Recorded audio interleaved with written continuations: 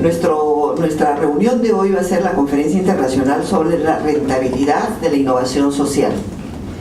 El profesor Mario Vargas Sáenz es PhD, director de la maestría en gerencia de empresas sociales para la innovación y el desarrollo local y director de AFIT Social, Universidad de AFIT de Medellín, Colombia.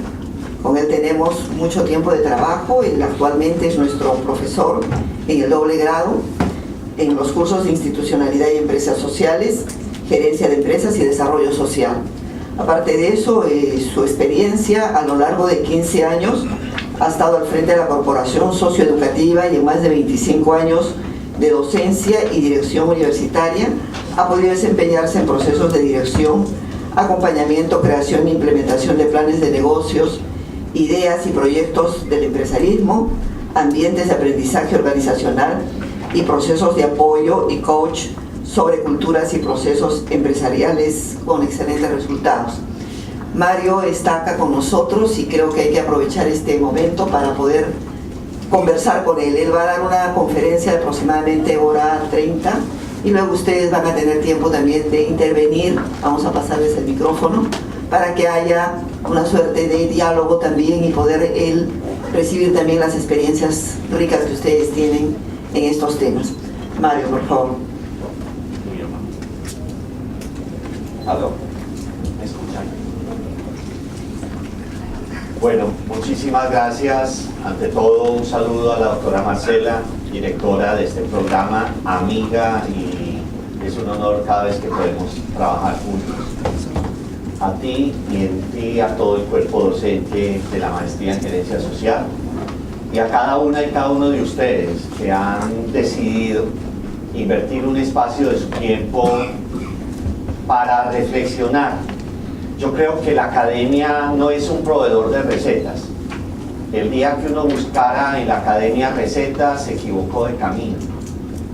La academia es un tanque de pensamiento. La academia es un lugar donde se puede controvertir, donde se puede discutir, donde se pueden hacer propuestas. Y precisamente es un poco el camino que hemos venido trazando en los últimos 4 años, que hemos hablado hasta la saciedad.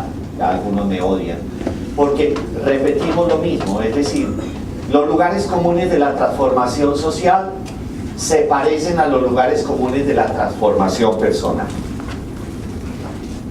Hablar de la rentabilidad de la innovación social podría para alguien parecer, ve, qué nuevo, ese tema está de moda, vamos a escucharlo, nos interesa. Pues les tengo que contar que no es nuevo. La moda la pone el consumidor, pero es un tema que siempre se ha manejado. Es decir, si nosotros nos devolvemos un poco a lo esencial, y es que cuando algo existe, cuando uno le da vida a algo, es porque uno tiene un propósito que ese objeto, idea, organización, proyecto o relación funcione. Nadie le da vida a algo con el ánimo de que al otro día se muera, salvo que tenga un problema asociado a su personalidad. Uno lo que empuja es para que se mueva. Pues ya desde 1700, la primera mitad de 1700, uno de los grandes economistas de la época, y hay que decirlo que para la época la economía tenía en una ciudad del centro sur de Italia llamada Nápoles, uno de los grandes pocos. Allá se resolvieron gran parte de los dilemas económicos después de las propuestas que venían de Smith y su grupo. Y Genovesi es el que va a decir, listo, trabaje, fatíguese, desgástese, úsese, pero no se le olvide que al final de su camino el balance tiene que ser positivo, que el resultado de su afán, que el resultado de su desgaste tiene que darle a usted al menos alegría, seguridad, que tiene que ser favorable. Y añade Antonio Genovesi que eso no se logra de manera individual sino colectiva, que es algo que tiene que estar en el core, en la mente, en la práctica de cualquiera que quiera emprender algo con un objetivo de funcional, de rentable. Por eso, a lo largo del tiempo, y quise traer también, para estar muy a tono con las tecnologías, porque pareciera de que en los últimos 20 años o desde 1991, cuando se empiezan a crear las plataformas web hasta nuestros días, pues eso ha incrementado de una manera exponencial. Y si uno quisiera preguntarle a Google, como alguien dice googlear, ¿qué sabe Google de la innovación social y la rentabilidad? Si quiere ahorrarse la pena de tener 2 horas la nalga aquí escuchándome, y más bien preguntarle a Google, hay 13.600.000 resultados. O sea, tampoco ni somos los únicos que estamos hablando de esto, ni es una sola mirada, porque, damas y caballeros, cuando uno entra en el discurso de la innovación y cuando uno entra en el discurso de la empresa, está entrando en el discurso bien de la diversidad, bien de la complejidad. Y diversidad y complejidad responden a un carácter situacional, no general. Tú puedes haber sido la gestora, el gerente, el directivo, la presidenta de una iniciativa, de un proyecto absolutamente encantador, exitoso, que te fue muy bien, César, en Arequipa. Pero te resulta otro en Piura. Cambia, aunque sea la misma empresa, porque el entorno, lo que llamamos los stakeholders, las externalidades, la coyuntura que proviene de la relación y el encuentro, generan una plataforma distinta. Hablemos un poco en detalle.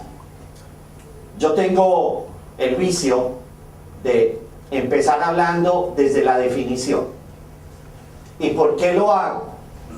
Porque en la vida me he encontrado con que muchas de las discusiones que uno sostiene sobre los temas a veces se fundan en visiones cercanas pero contradictorias. Entonces vale la pena preguntarle a fuentes realmente objetivas. Si hablamos la lengua española, pues le preguntamos al diccionario de la Real Academia Española qué dice él acerca de la palabra rentabilidad, porque vamos a hablar de la rentabilidad de los procesos y los resultados que provienen de un ecosistema de innovación social. Resulta que lo primero que sale es que la rentabilidad en sí misma no aparece definida. O sea, no podemos explicar la definición de rentabilidad desde la lengua. Tenemos que entrar a la particularidad y eso ya nos tiene que situar. No puede ser la misma comprensión de rentabilidad en el mundo de la administración que en el mundo de otro ejercicio disciplinar. Desde el inicio se nos dijo que una de las grandes tareas y competencias de la gestión de un proyecto, de una organización, es que al menos cuente con 2 características: que sea rentable y que sea sostenible. Y cuando nosotros decimos qué entender por la rentabilidad, el mismo diccionario nos dice, oiga, la rentabilidad es tan simple como esto.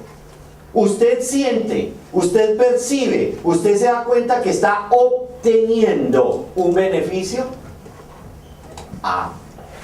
Piense que la cosa está funcionando bien. No es quedar a pares. La rentabilidad no es punto de equilibrio. Es más, en algunos casos la rentabilidad organizacional no es nivel mínimo de contribución, porque el beneficio, el profit, la diferencia se llama así porque genera una franja, un gap sobre el cual tú puedes generar un nuevo proceso. Y eso es lo que tú tienes que tener claro.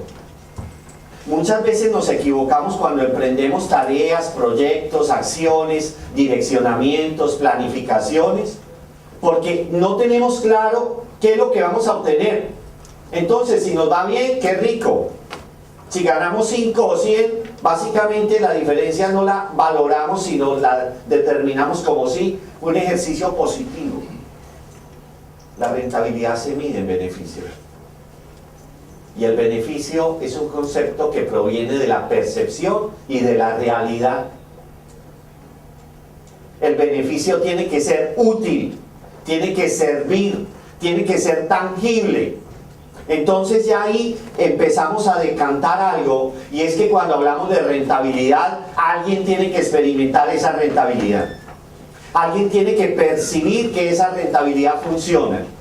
Si yo digo que el negocio que tengo con mi socio es rentable, es porque entre los dos, él conmigo, tenemos al final del ejercicio económico o del periodo contable un plus que lo podemos administrar, que podemos disfrutar, o al menos que podemos decidir sobre él.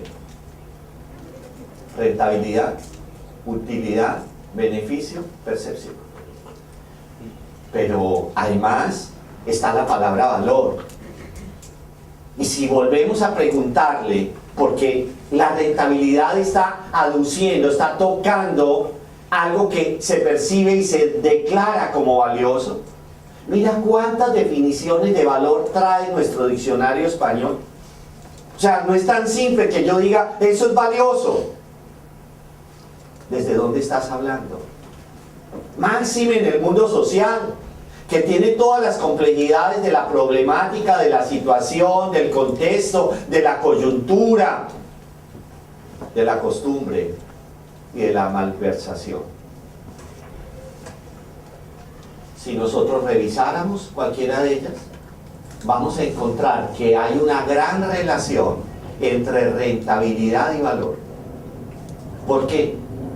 Porque el valor también está hablando de diferencia positiva, está hablando de significado, está hablando de atributo, está hablando de posesión, está hablando de una cantidad de cosas que finalmente yo digo, esto es distinto del punto de arranque.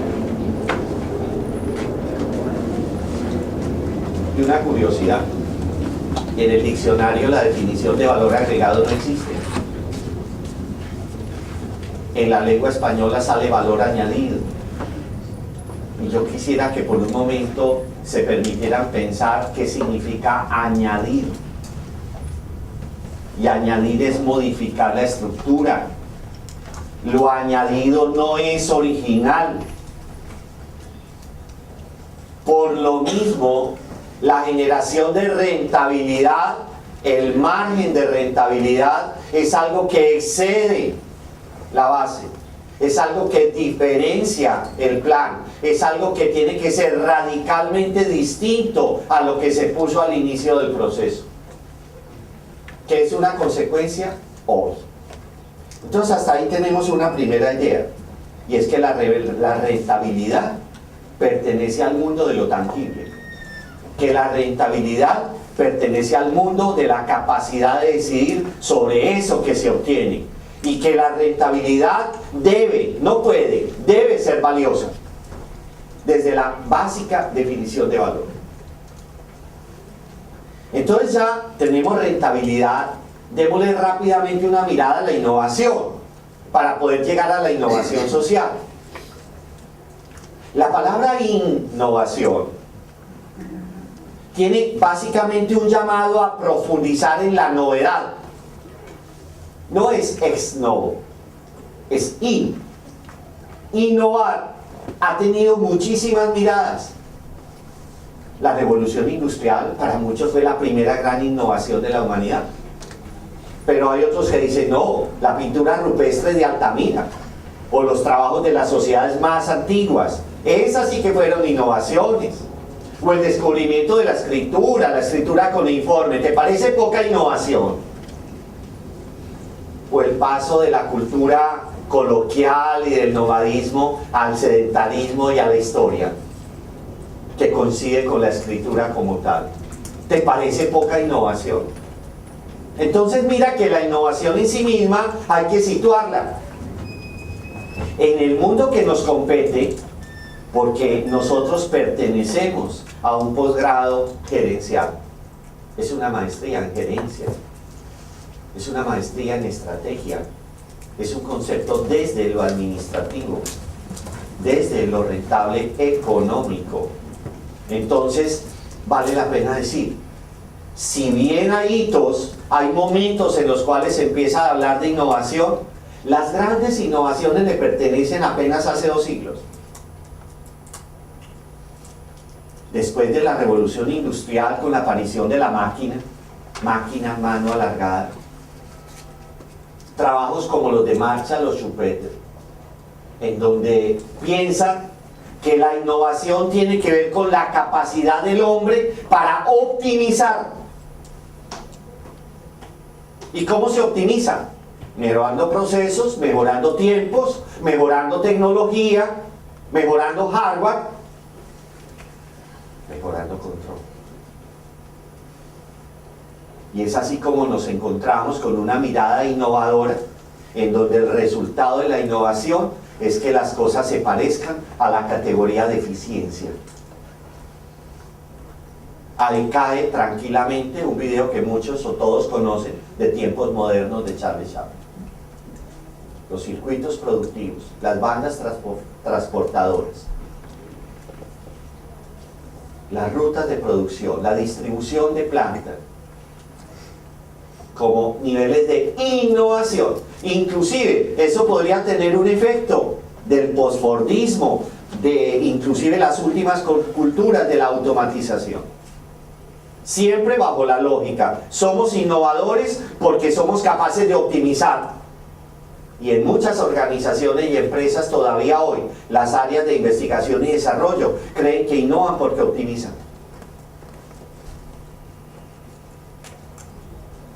Una segunda mirada tiene que ver con el proceso evolutivo, el evolucionismo. Y entonces acá la innovación se mide muy desde la óptica del desarrollo y del desarrollo de las capacidades.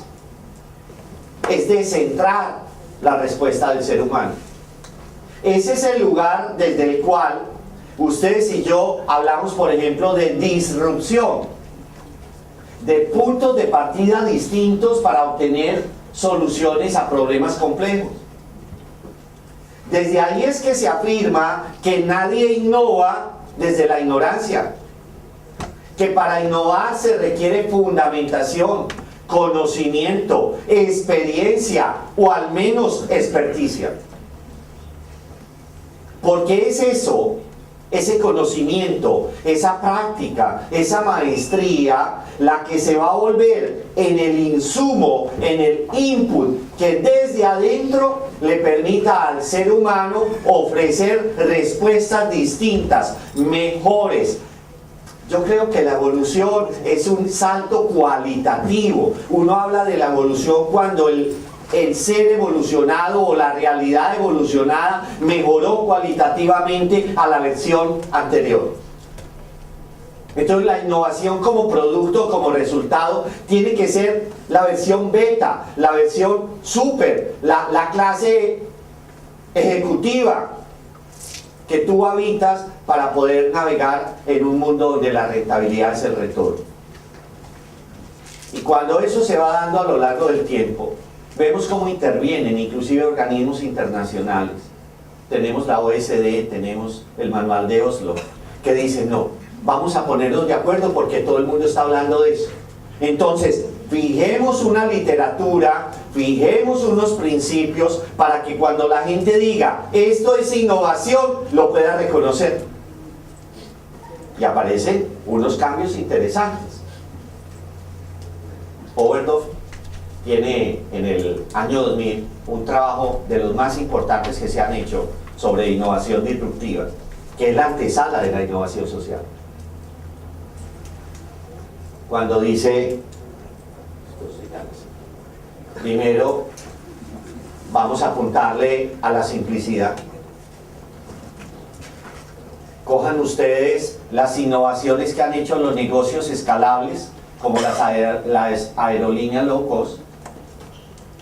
No compiten con distintas referencias de aviones, compiten con el mismo avión, para generar algo que todos sabíamos desde antes, pero que alguien alguna vez dijo, pongámoslo en obra, economía de escala. Todos desde pequeños hemos aprendido que comprar en conjunto puede obtener la ventaja del volumen al comprar individualmente. Que una cosa es el precio mayorista y otra cosa es el precio del retail, del menudeo. No sé si se llama menudeo. Pero cuando lo aplicamos en la vida personal. Cuando hacemos un pacto social en el lugar donde habitamos, en la cuadra, en el edificio.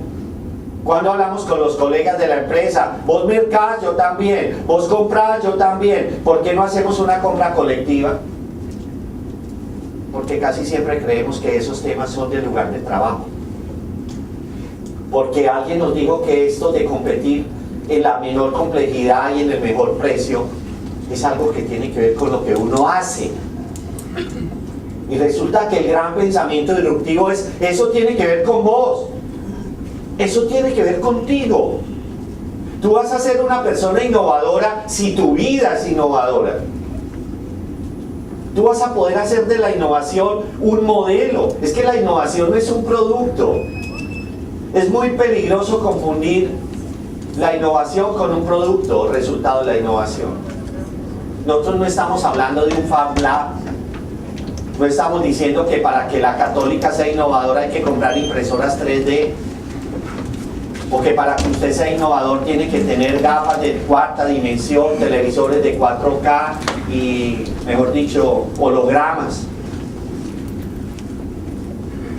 Es un ecosistema. Y es una cultura. Y en este trabajo, no solo se llega a obtener ventaja, porque cuando uno ahorra, cuando uno invierte menos recursos en lo necesario, obtiene ventaja. ¿Ventaja que aplica en qué? En la madurez del mercado. La innovación, ¿dónde se reconoce? En los mercados maduros. Ahí es cuando uno abre la persiana de la historia y de la geografía económica y dice, ¿quiénes son los países hoy que están jalonando el desarrollo científico y tecnológico? Pues los países que tienen recursos para hacerlo. Un país de economía pobre, ¿cuánto da para investigar? Pues proporcionalmente a su presupuesto y a la voluntad de sus políticos. Pero los países de renta alta invierten mucho más. Entonces, ¿qué ventaja tienen? Tener mucho más recursos, mucho más resultados, mucho más. A veces nos llenamos de unas coloquialidades entre románticas y absurdas. Ejemplo, personas que se van a hacer doctorados o estudios mega guau al exterior, porque están las tecnologías, porque están los ecosistemas. La investigación y el desarrollo se hace entre pares, peer review, se hace creciendo, trabajando entre pares. Uno nunca aprende solo, ni Aristóteles. O sea, eso es una locura pensarlo. Se necesita alguien. La conversación y el coloquio es el vehículo natural del aprendizaje. Tú te vas, te preparas y luego alguien te dice, regresa. Listo, ¿y hacer qué? Lo que tú sabes operar no hay la tecnología. Sobre lo que tú sabes decidir no hay el sistema. El par que necesitas no lo encuentras. Entonces a veces creemos que la innovación es simplemente traer a alguien que maneje lo último, les hablar de la gran tecnología, cuántos satélites hemos mandado o cómo nuestra ropa se vuelve, yo me tomo la presión y sé mis pulsaciones y sé cuánto me duele la rodilla por el calzoncillo que uso. No. Esos son productos innovadores que tienen mercados que los demandan. Pero es muy distinto hablar de la innovación como un ecosistema. Por eso, de este resultado de generar economías de escala y madurar mercados, es decir, hacer de la innovación una cultura, es cuando uno encuentra los trabajos del 2002, antier, 2002, de Carlos Cajalá, de Stuart Hart, toda la gente que empezó a trabajar el concepto base de la pirámide. ¿Y por qué base de la pirámide? Porque en la escala asimétrica de la distribución económica, casi casi siempre los que tenían acceso a la ciencia, a la tecnología, al confort, al beneficio, eran las personas que ocupaban la pirámide, la parte más alta. Quienes estaban en la base tenían, por la presión, por la economía, por la política, por la religión, que aguantarse. La virtud fundamental de la base que se predicó durante siglos fue paciencia. Aguanta, resiste. Nada más en contra de una innovación.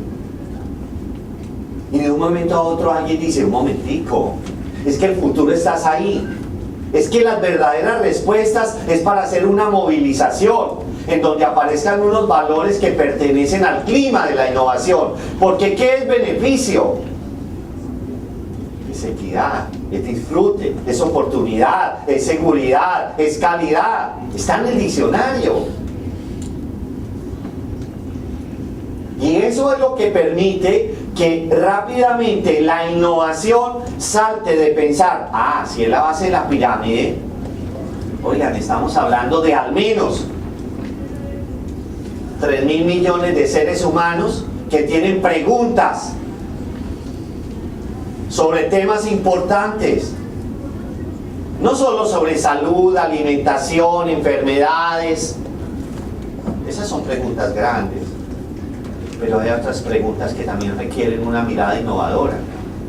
Desarrollo de puestos de trabajo, nuevos estilos de aprendizaje, sostenibilidad, smart cities, economías verdes, nuevas formas de relacionamiento en las cuales simplemente la confianza sea el vehículo de la ganancia. Tenemos países como Corea que invirtieron sus planes de desarrollo en decir, le vamos a meter toda la formación en ingeniería. O países como China que dijeron, usted tiene un hijo varón, bienvenido, tiene un hijo mujer, vamos a ver qué hacemos con ella. Hay un texto, Nacer Mujer en China, lo pueden leer, lo que significa eso. Y no está escrito en 1600, está escrito este siglo. Eso es lo que nos lleva de entender qué es la base, es decir, que la innovación disruptiva, repito, antesala de la innovación social, es para entenderla, tiene que ver con las personas. Estamos creciendo en una sociedad de pets, de mascotas. Todas las parejas nuevas o los grupos sociales nuevos prefieren tener gatos, perros, leones y tigres a tener bebés. Pues tendrán sus razones, pero la innovación básicamente es un acto que pasa por lo humano como posibilidad de desarrollo, de pregunta, y que tiene también otros elementos como cuáles: la sostenibilidad, el enfoque en los recursos naturales. Venimos hace 7 años hablando del pacto global, venimos hablando del GRI, de los indicadores del reporte global, como el modelo de excelencia de las empresas. Estamos revisando y midiendo la huella de carbono, estamos midiendo una cantidad de cosas. Y a eso en los últimos años lo llamamos desarrollo sostenible. Pero eso siempre ha estado ahí. Nuestros abuelos, ni siquiera nuestros padres, nuestros abuelos, ¿qué nos enseñaron? A respetar la tierra. El pueblo más indígena, más, analfabeta, más pobre en modernidad, a veces es el más rico en respeto, en solidaridad, en cultura. Y eso es lo que nos llevó a revisar la inversión.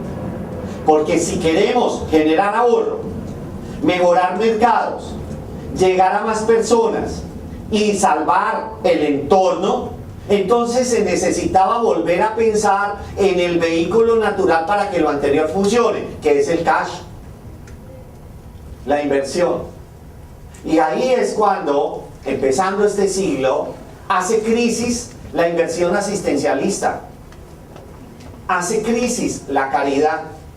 Pues no desde el punto de vista religioso, por favor nadie me entienda eso, sino desde el punto de vista administrativo y social, en donde tiene sentido empezar a focalizar qué es lo que quiero, cómo lo quiero hacer, en donde hace un poquitico de crisis, inclusive los procesos de responsabilidad social, que eran muy confundidos con mercadeo social. Y se empieza a hablar de otras cosas, reputación corporativa. Es decir, empiezan a asumirse nuevos modelos. Y cuando hablamos de inversión estratégica y social, es cuando entramos, damas y caballeros, al mundo de la innovación social. La innovación social, lo diré en 2 acetatos adelante, tiene unas condiciones mínimas. Y la condición sine qua non es que toque un colectivo, que toque un territorio, que toque una comunidad. Yo no puedo pensar que es innovación social una idea que tengo para enriquecerme desarrollando una paleta que sea nutritiva. Salvo que el resultado económico de esa venta de la paleta nutritiva repercuta en el mejoramiento de la equidad de condiciones de la población que atiende. De lo contrario es un producto innovador, nadie se lo va a negar, pero que no es una innovación social. Y hay que tener ese cuidado. La innovación social tiene ese sentido plural. En la ciudad de Quebec, esto se lo muestro rápidamente para ilustrar lo que estoy diciendo, tenían un problema como ciudad: la falta de cuidado que tenían los ciudadanos para recoger las basuras. Tenían un problema social: la apropiación del espacio público. Lo público parecía de nadie, cuando es de todos. Y como en todas las administraciones, lo único que no había eran recursos. Entonces hacen una propuesta innovadora. ¿Cómo hacemos a tocar la mentalidad y la conciencia de muchas personas para que entiendan que su compromiso depende no de los demás, sino de cada quien? Y esto es lo que hicieron. Ustedes ya conocen esto, pero aguánteselo otra vez.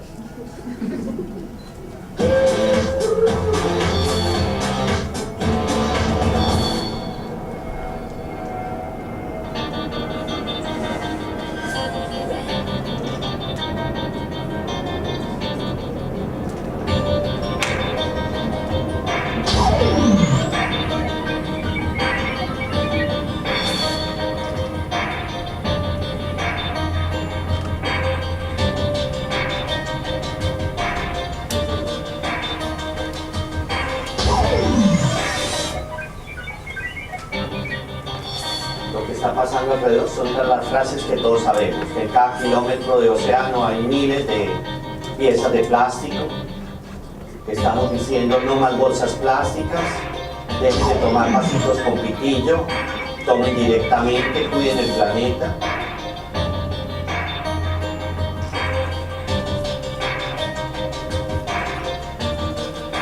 Observen ahí.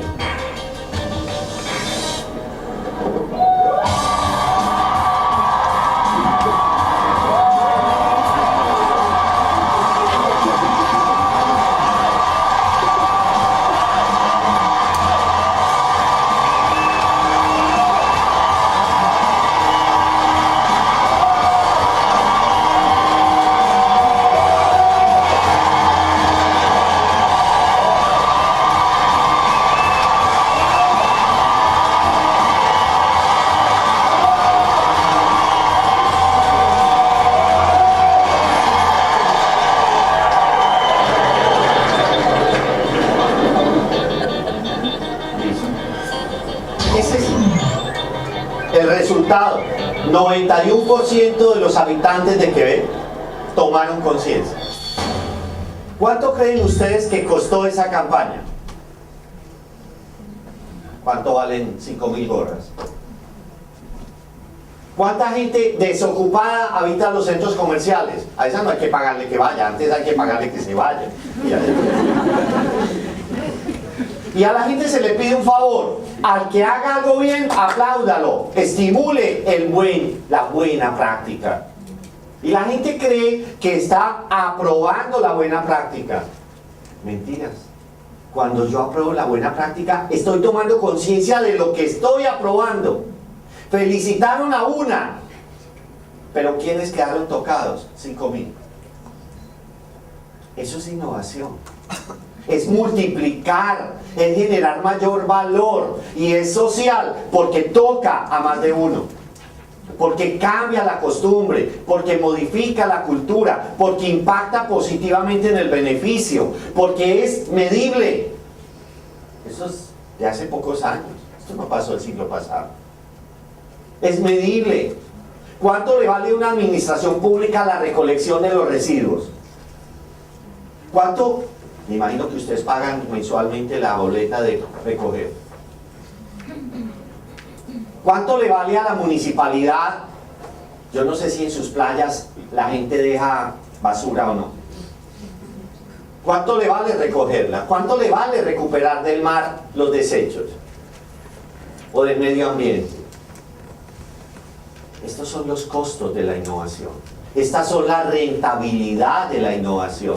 Entonces uno empieza a hacer cuentas y le puede decir perfectamente el resultado de una inversión de esta naturaleza, que es socialmente responsable, que no empapeló la ciudad diciendo no seas cochino, no botes basura, para nada, porque es más cochino el que pega tantos carteles.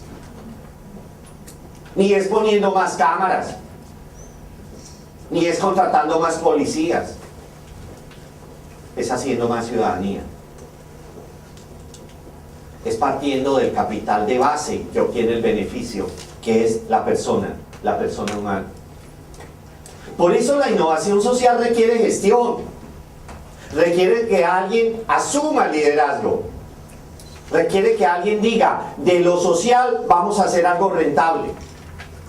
Si no hay quien comande, si no hay quien lidere, si no hay quien direccione, créamelo, la innovación social no va a ser rentable, va a ser interesante, va a ser oportuna, va a ser romántica, pero va a ser el motivo de que usted se enferme, tenga gastritis, pelee con la gente, lo tilden de comunista o le digan pobrecita, no le dio más, se quedó en lo social.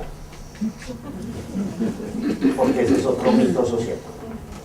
Si usted dice que tiene un trabajo resolviendo los grandes problemas macroeconómicos, o que si usted es la directora administrativa de miles de millones de soles, uy, qué chévere, usted sí es una persona inteligente. Si usted es una persona que trabaja en lo social, lo mira como con cuidado.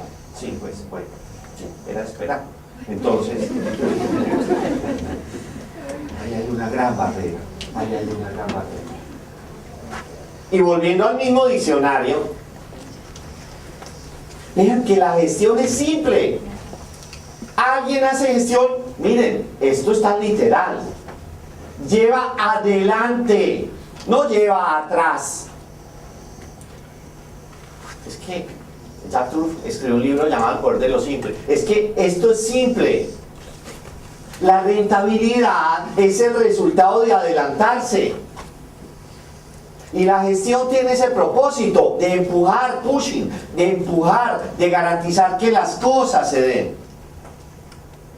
Con sentido, con criterio. Ocupándose, mira la segunda. Ocuparse, no delegar. Es muy sano, muy bueno. Es una teoría bacanísima, el empoderamiento. Y cuando se llenan de más apellidos, empoderamiento social comunitario para que la gente asuma su propio rol. No, una berraquera. ¿Cómo lo van a hacer? ¿Y cuál es el escenario?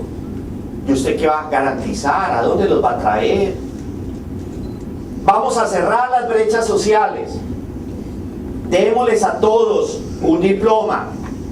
¿Y ahora qué? Todos están diplomados, todos están graduados. ¿Y entonces qué? ¿Cuál es el lugar de trabajo? ¿Cuál es la nueva empresa? ¿Cuál es la nueva economía? ¿Cuál es la nueva sociedad? Hay que ocuparse de eso. Por eso insisto que la innovación social es un asunto de proceso, es un asunto de ecosistema, es un asunto de red, es un asunto de acuerdo de pares. Yo no puedo decir que somos grandes innovadores sociales aquí, en mi oficina, en el segundo piso, primer escritorio. No. O lo somos todos o algo no está funcionando. Y la apuesta estratégica es ¿cuál? Contaminar positivamente. Los cambios, normalmente los cambios de verdad no son exógenos, son endógenos. Y los verdaderos cambios salen, aunque suene raro, de adentro hacia afuera. ¿Quién es un virus? Un virus es un ser particular que tiene una gran ventaja y es no hacerse notar. Se oculta. Se hace pasar como algo bueno para que cuando ya está bien ubicado pega el zarpazo. Se mimetiza. Pues la misma forma, esto tiene que ser viral, tiene que generar unos cambios. Si yo digo que hay una rentabilidad económica cuando hay un valor agregado y hay más recursos de los que yo puse en operación y en circulación, yo puedo hablar de una TIR social, de un retorno social, cuando ese retorno lo puedo medir. Tengan mucho cuidado, no solo en bienestar emocional, porque este no es un spa emocional. Este no es un sillón grande donde todo el mundo se sienta, se desahoga, por un momento se alegra, nos abrazamos. No. La innovación social no es una terapia. La innovación social es un compromiso. La innovación social es realmente una ocupación. Y en tercer lugar, la innovación social desde la gestión tiene que ver con los problemas, no con las soluciones. Entonces, si hay más problemas hoy en la realidad limeña o peruana, o en la realidad colombiana, o en la realidad latinoamericana, creo yo que es porque estamos adoleciendo de verdaderos innovadores sociales. Porque hace falta más credibilidad, porque hace falta más compromiso, porque hace falta más capacidad de abandonar los lugares comunes, porque es que la fácil es decir, no se puede, no me expongo. Pero es que la teoría financiera de base nos lo explica. A mayor riesgo, mayor rentabilidad. Usted quiere que su capital le rente, diversifíquelo, póngalo en bases, en movimientos, en acciones, en mercados que le generen una rentabilidad. Ah, no, es que yo lo quiero tener dentro de los calzones. Tendrá la rentabilidad del olor. Pero eso no va a cambiar. Ahí no le va a pasar nada. Si usted no arriesga, no obtiene nada distinto. Ya es un riesgo salir a la calle, ya es un riesgo darle la cara al otro, ya es un riesgo decir yo creo en esto. La estrategia de innovación no es una estrategia de masificación, es una estrategia de focalización. Los expertos en las mesas de dinero no tienen todo tipo de opciones, tienen las opciones mejores. Y algunos de ellos se permiten escoger sus mejores clientes. Y en algunos casos, aunque usted tenga mucho dinero, no le venden acciones, porque las compañías se reservan el derecho, porque les interesa, porque tienen un foco, porque tienen una estrategia. Cuando uno llega a la innovación social, es porque ha superado unas etapas. La primera etapa es entender que la economía tiene que plantearse también desde otros paradigmas. Y es todo el movimiento de la tercera economía, de la economía comunitaria, de la economía en comunión, de la real economía social. Aquí tenemos en América Latina trabajos muy importantes, Freire y su Congo. En el mundo entero tenemos muchos ejemplos. Pero es que ¿cuál es la amenaza? Conformarnos. Comer titulares de prensa y de televisión. Por eso tienen mayor impacto en las decisiones de los ciudadanos, personas inescrupulosas que personas con fundamento. Entonces aquí lo que estamos diciendo es, mire, partamos de una base. La economía social es un tipo de organización que propende por el interés general y donde tiene un elemento importante, que es que el beneficio esté distribuido. Si antes dijimos, y eran las 7:10 de la noche, cuando empezó esta conferencia. Si era, cuando nosotros empezamos dijimos, ¿cierto?, que la rentabilidad tiene que ver con beneficio. Por algo lo dijimos, porque en la economía el beneficio tiene que distribuirse. Alerta, no estamos hablando de un programa comunista, que todos a la calle, no, o todos en la cama o todos en el suelo, no. Esto tiene que ser también meritocrático. Esto no es una promesa de salvar el mundo, ni de que aquí vamos a cambiar las cosas de una manera milagrosa. Ya la vida es un milagro. Lo que necesitamos es tomar decisiones reales. Usted genera rentabilidad cuando toma una decisión real. Usted no tiene capital, ¿qué rentabilidad va a tener? Pues consiga el capital.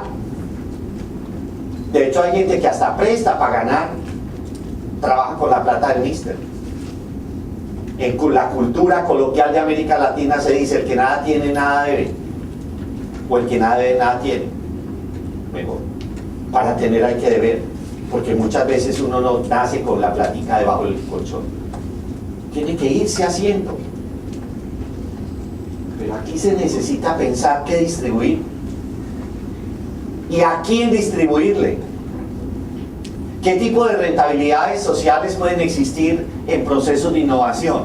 Muchísimas. Empiece por la educación. ¿Cuál es el impacto que tiene la educación en el ecosistema social? ¿Qué impacto va a tener que ustedes dejen de bautizar, de llamar por números y empiecen a llamar por letras? A, B y C. Como están diciendo ahora.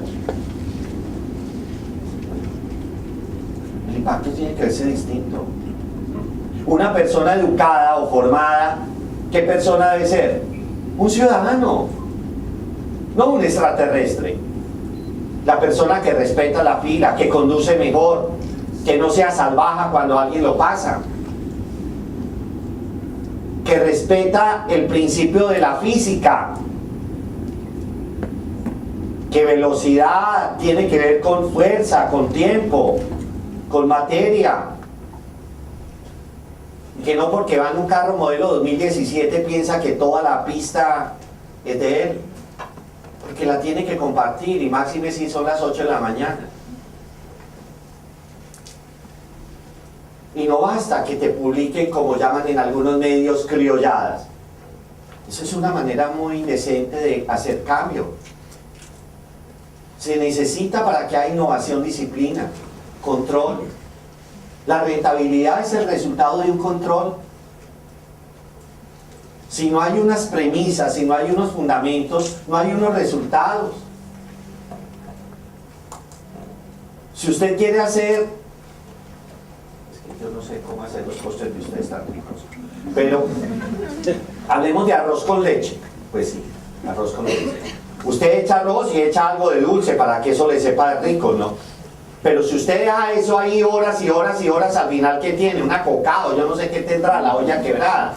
O sea, tiene que tener un límite, tiene que tener un mínimo. Aunque haya la gran creatividad del cocinero, del chef, hay unos mínimos de tiempo de cocción, de calidad del producto. Lo mismo funciona acá. ¿Cuál es el resultado, damas y caballeros, de que yo piense desde la economía en un modelo distributivo? Que el impacto se llama cohesión social. La distribución cohesiona. ¿Por qué razón? Porque la distribución compromete. Eso hace que la distribución sea deliberada. Aquí no se trata de que somos una cooperativa, tuvimos estos resultados y se los vamos a entregar a todos los socios. Por eso hablamos de la gestión. Aquí se trata de preguntarse primero quiénes trabajaron, quiénes estuvieron comprometidos, quiénes están en el bulle de la foto. A esos, a los demás, adiós. La teoría fundamental de la innovación social es como la de la administración: aprender a decir que no. Nos da mucho temor, mucha pena, mucha vergüenza decir no. Parece que estuviéramos agrediendo a las personas. No, a las personas las podemos querer para toda la vida. Pero en los procesos de cambio, en los procesos de compromiso, en los procesos de desarrollo económico, si la gente no participa, si la gente no se compromete, si la gente no da tiempo, que no se trata solo de capital, si no da talento, si es avara, si es prepotente, si es altanera, ¿cuál va a ser el retorno? ¿Cuál va a ser el beneficio? Que se vaya, ese es el beneficio. Y a veces a algunas personas hay que ayudarlos a irse. Eso también es innovador. Porque es que tú tienes que decidir cómo lo vas a hacer. Y cuando tienes una economía centrada en la participación, ¿cómo vamos? Aguantan, ánimo. Cuando tienen una economía centrada en la participación o en la distribución, que tiene como resultado esta presentación, yo me imagino que ustedes que se inscribieron se la podemos compartir, ¿cierto? O sea, porque están aliados 2 o 3. ¿Sí? Que tiene como impacto el resultado de la distribución. Mira, que la gente ejerza los derechos, ¿qué rentabilidad? A ver, o sea, yo genero un clima de innovación para que la ciudadanía sea como tal. ¿Y cuál es el derecho que tiene el ciudadano? A desarrollarse, a educarse, a generar un comercio justo, a ofertar, a movilizarse, a dinamizar una economía, la rentabilidad. Una madre que tiene legítimo derecho de estar con su hijo recién nacido, eso está estudiado, está demostrado, hay estudios, ustedes lo pueden consultar en la Organización Mundial de la Salud, pero también en Harvard Business Review. Hay 4 estudios distintos sobre la rentabilidad de la crianza materna. Un hijo criado por la madre es una disminución de más del 65% en el gasto asistencial y médico. Un hijo alimentado por la madre, no solo de seno, sino también con la olletica o con la ollita, ¿sí? Cuando ya suelta el seno y coge la mano, la cuchara, ¿sí? Mejora casi en el 30% los gastos asociados a enfermedades de diarreicas agudas, porque alimento que sea pobre, hecho con amor, es cuidado. ¿Cuándo va a tener una comunidad que realmente responda por sus intereses? ¿Y qué es lo paradójico del cuento? ¿A quién le deja la responsabilidad? A un sereno que usted le paga un sol. Una persona con un palo que responde por su patrimonio cuando usted perfectamente puede alinear sus intereses con sus conciudadanos. Ese es un falso empoderamiento. Esa es una falsa delegación. Por eso el día que usted no le dé al que le cuida el carro sale sin vidrio o sin luna.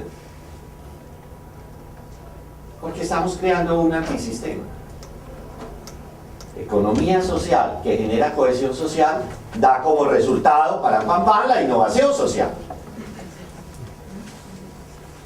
O sea, la innovación social es un punto de llegada, no es un punto de partida. Es el resultado de un ejercicio deliberado, de gestión, de transformación, en el cual, hay una apuesta estratégica, hay un deseo sincero de que las cosas cambien. Dice la Organización para la Cooperación y el Desarrollo Económico, que es el ente rector de la política pública hoy en día, gústele al que le guste. Implica cambio. O sea, uno no puede ser innovador haciendo lo mismo que hacía antes de serlo. Mínimo tiene que cambiar de paradigma. Tiene que cambiar de forma de reaccionar, de forma de conversar, de forma de comunicar. Y son cambios de organización y de modelo financiero. Tiene que cuidar la inversión, tiene que cuidar el capital, tiene que cuidar el impacto. La gente cree que hacer inversión social es gasto. ¿Cuándo la inversión social es gasto? Cuando no es planificada, cuando no es controlada, cuando es absolutamente manipulada, cuando es corrupta. Para no demorarme mucho en la palabra. Pero si usted logra generar un ecosistema en donde distintas secretarías primero celebran acuerdos de agendas comunes, Los ciudadanos no se ven expuestos a que hoy me viene a preguntar el de la Secretaría de Participación y mañana el de Educación y pasado mañana el de Bienestar y todos preguntan lo mismo y todos con chalecos distintos, todos con camionetas muy buenas, con gafas Ray-Ban, botas buenas. Y yo que soy el ciudadano que necesito que me defiendan mis derechos, a mí no me toca nada. Llenar papeles. Ese es el modelo.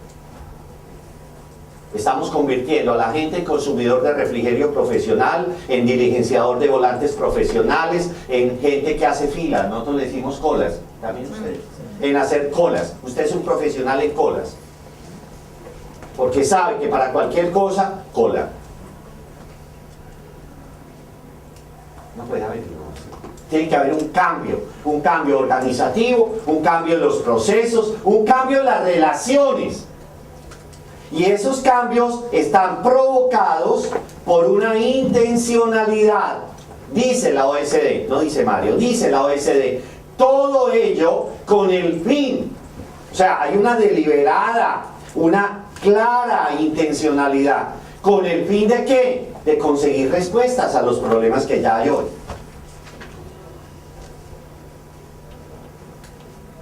¿Cuáles son los problemas que hay hoy? Los que usted está viviendo, los que usted percibe en sus vecinos. Quienes han estado en alguna conversación de la que Marcelita ha provocado conmigo en los últimos años, yo les he contado un poco la experiencia de Medellín. ¿Por qué Medellín cambió de ser una ciudad donde Pablo era su esquema? Aunque hoy el taxista lo único que me preguntó fue por Pablo. Le faltó decir si yo traía alguna dosis personal. Pero, porque ese es el cliché colombiano y paisa. Droga, pues claro, pues qué más me puede esperar, ¿no? Entonces, cambiar esa situación, hubo que esperar que todo el mundo tocara fondo, que a todo el mundo nos tocara, que en todas las familias dijéramos, miércoles, en tu casa hay muertos, en la mía también. Y se requería una transformación en la cual el compromiso, el cambio no lo hicieron los políticos, lo hizo la sociedad. Y la sociedad controla la política. Y la sociedad, no solo la sociedad, las ONG, no, la sociedad empresarial, la sociedad académica. Estamos en el 5º periodo de alcaldes, 5 alcaldes han pasado desde que tocamos fondo y hay un solo plan de gobierno.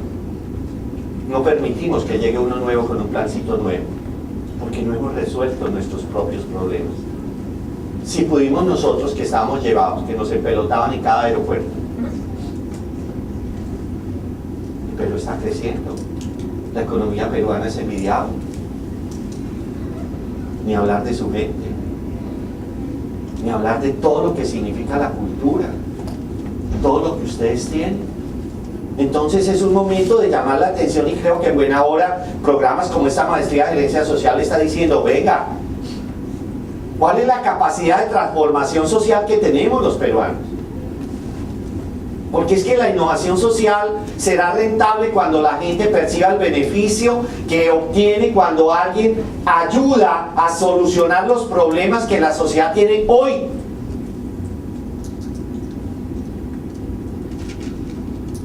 La gente a veces se pone feliz porque hay más carros que patrullan, más serenazgos, porque hay más estados de excepción, pero eso no soluciona.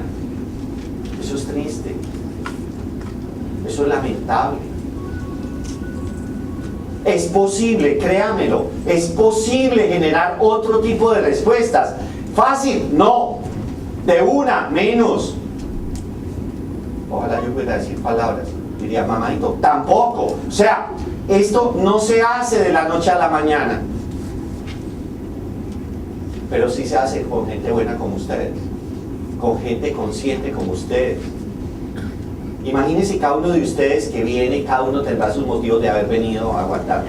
Si usted tiene una conciencia social y una conciencia de desarrollo comunitario, imagínense usted toma una decisión de cambiar su entorno, de esperar a alguien para comer, de saludar a alguien que no saluda en la vecindad, y no estoy haciéndole propaganda al chavo, de generar una especie de reciprocidades diferentes, de programar, de poder hacer compras comunes. En las grandes innovaciones sociales que algunas ciudades del mundo, también Lima la tiene, en los últimos 5 años, es por ejemplo el uso de carro compartido. No sé si alguno de ustedes ha tenido la oportunidad de usarlo. En donde las personas, y no estoy hablando de Uber, sino estoy diciendo, tú tienes tu vehículo y todos los días vas del Callao a San Miguel. Entonces tú dices, yo tengo un carro, lo uso todos los días, ¿quién más necesita ir a las 8 de la mañana y volver a las 6 de la tarde del Callao a San Miguel? Y a través de una app, que eso sale todos los días y el que no la tenga la puede hacer porque ya hay guías para hacer app en la misma app, ¿cierto? Entonces, tú haces una app o usas la app y te inscribes. Este car sharing o tiempo de compartir los recursos está siendo un hit, un éxito. Así como existe eso, que son economías, es que las rentabilidades, ustedes pregúntense por un momento cuánto dinero invierten en movilizarse para obtener sus recursos académicos, sociales, del trabajo, al mes o al año. ¿Cuánto vale un transporte público? Un sol, ¿cierto? O un sol y medio. Bueno, o sea, si usted va y se devuelve, mínimo 3 al día. Si trabaja 22 días o 25 días al mes, eso ya le pone 70, 80 soles. Multiplicado por 11 meses, ya estamos hablando de 800 o 1000 soles. ¿A usted le hace falta 1000 soles o los considera despreciables? Se le perdieron 1000 soles, eso no pasa nada. Si a alguien realmente le hace falta, piense cómo optimizarlos.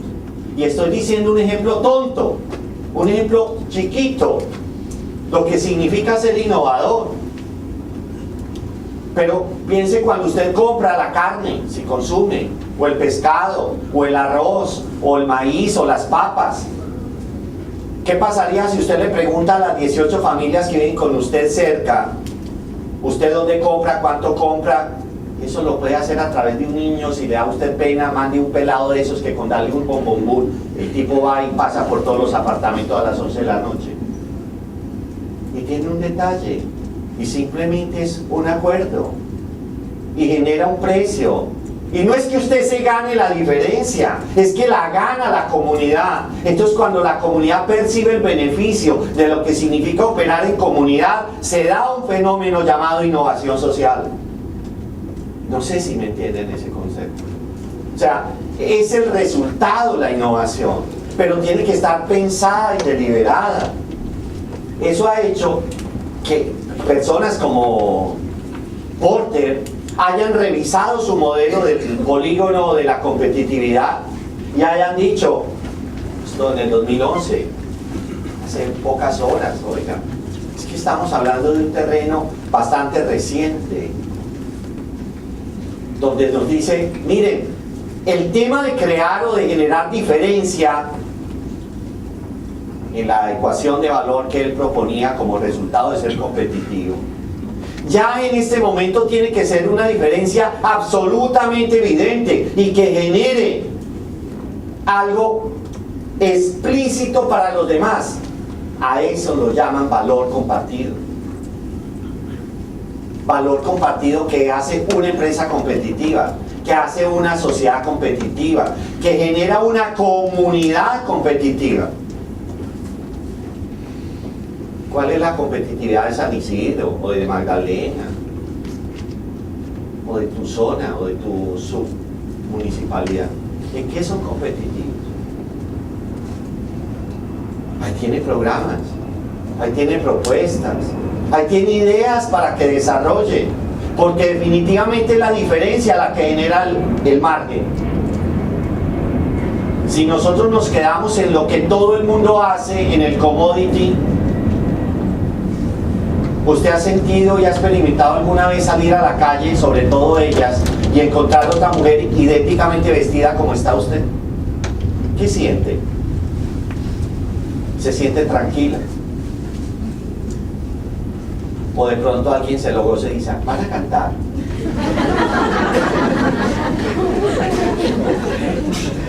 Porque créame, la uniformidad no genera comodidad. De hecho, lo más rico para un estudiante cuando está en la escuela es quitarse el uniforme, o dependiendo la edad que se lo quiten. Pero definitivamente, sí, definitivamente se requiere tener como algo o mucho de iniciativa para que estas cosas se den. El concepto de valor compartido reconoce, y vea que lo dice un economista y una persona del mundo de los negocios, reconoce que las necesidades sociales, y no solo las económicas convencionales, definen los mercados. Oiga, esperamos hasta el 2011, del 1500, para entender que el mercado gravita en torno a necesidades sociales. Que Maslow no se equivocó cuando la jerarquizó. Que estamos trabajando sobre lo mismo: sostenibilidad planetaria, economías justas, mercados justos, equilibrios sociales, donde la igualdad deteriora, donde la equidad mejora, y donde se requiere un pensamiento de gestión, de gerencia, para entender que ese plus y que ese margen genera retorno, genera beneficio, pero lo tienes que medir.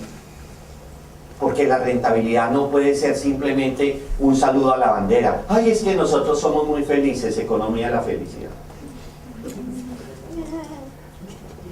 Usted tiene que evidenciarlo eso de una manera mucho más pragmática. Porque cuando usted llega a su empresa a hablar de innovación social y lo único que diga es: qué rico que tengamos una horita para abrazarnos y encontrarnos, mínimo usted lo echa. O les cuentan esa hora. Es que esto no es simplemente, insisto, esto no es una terapia con respeto de los psicólogos. O sea, es que la innovación social es un ejercicio económico. Es que solucionar los problemas es generar activos del conocimiento, activos de la economía, activos de todos los subsistemas sociales que van a generar retornos a su vez al interior de la dinámica social. La Universidad de Stanford ha hablado de eso. En el material lo tienen aquí, simplemente es por el prurito académico de citar las fuentes, porque esto no, lo que uno dice también es producto de lo que uno lee, ¿cierto? ¿Qué es esto? ¿Qué dice ahí? En la primera palabra. O sea, no es nuevo. Ha estado. Es como cuando usted lleva muchos años con alguien y de pronto hasta se le olvida. Si quiere volver a empezar, tiene que redescubrir. Entonces, redescubrir la innovación social. Oiga, pues hay gente que es muy arribista y dice: ah, es que mientras lo diga una universidad latinoamericana, pero está por Harvard, sí, entonces venga, hágale banquete, saluda al rector principal porque él viene de Harvard. Entonces, si eso es lo que para usted hace sentido, se le tiene. También Stanford dijo, ¿y qué dijo? Dijo 10 cosas, las últimas, las 10 recientes innovaciones sociales. En método de aprendizaje, en planificación de centros de comunidad, en temas de uso económico, en fair trade, mercado justo, en planes de hábitat sostenible, en desarrollo, en microfinanzas. Es decir, son temas comunes. O sea, créame, hay demasiados lugares sobre los cuales poder trabajar y trabajar juntos.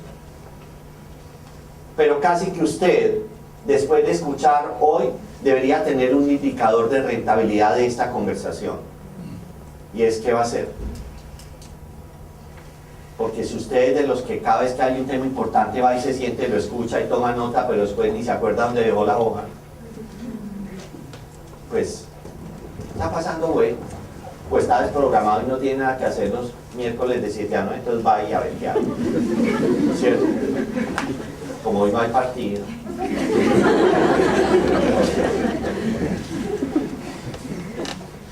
Esa es la pregunta, ¿cierto?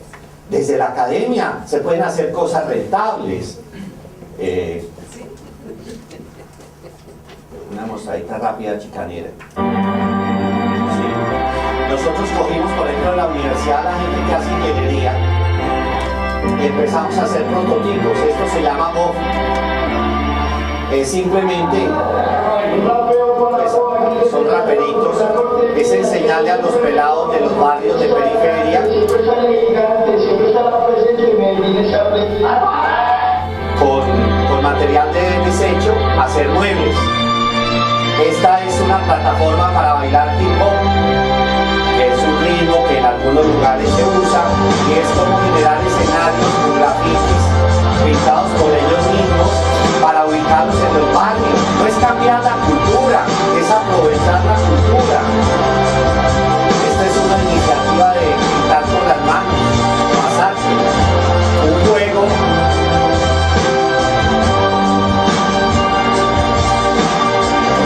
Entrega beneficios,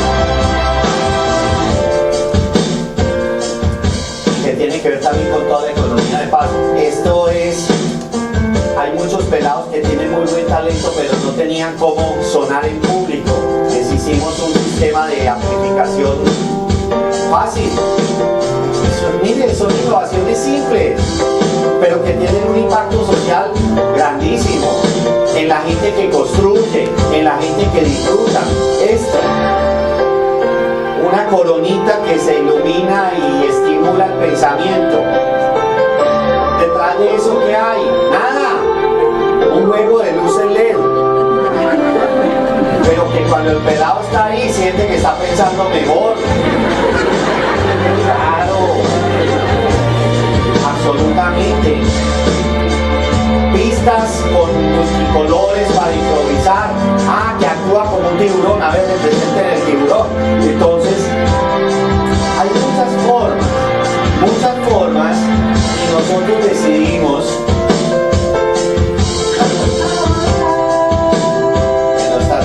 para todo lo que sirve. Miren que son cosas muy simples.